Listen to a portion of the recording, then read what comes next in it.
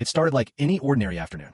My son was happily munching on a chocolate bar when my sister appeared. I found my 6-year-old son baking alive in my sister's car, all because of a chocolate bar. That single act of cruel revenge shattered my family and ignited a legal battle that no one saw coming. Hey, everyone. My name is Matthew, and I'm 35 years old. The story I'm about to tell you, it's a grim one, a painful one, but it's a story about a dark reality. How money can warp people's true nature, even those you share blood with.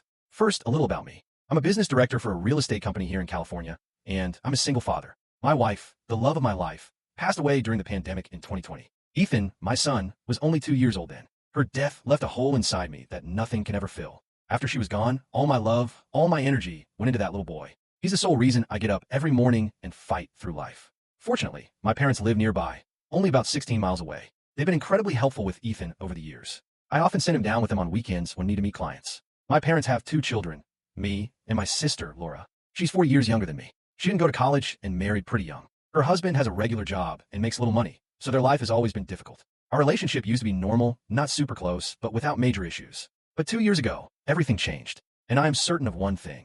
I will never, ever forgive her for what she did to my son. The family turmoil happened over a weekend in November 2023. My wife had been gone for 3 years, and Ethan had just turned 6. That day, at 9 a.m., I dropped Ethan off at my parents' house. I asked them to watch him while I went to see a client. As a real estate business director, my weekends often involve meeting clients. If a customer wants to meet, I'm available. The day before, I called mom and dad about minding Ethan, and they'd agreed immediately. When I arrived at their house that morning, Laura's car was already parked in the driveway. Laura and her daughter, Lily, had been there since 7:30, according to my parents. Laura wasn't exactly thrilled to see me walk in. She gave me a quick glance, then turned around and walked into the living room without saying anything. That attitude bothered me, but I didn't give it much thought because I had an important meeting coming up.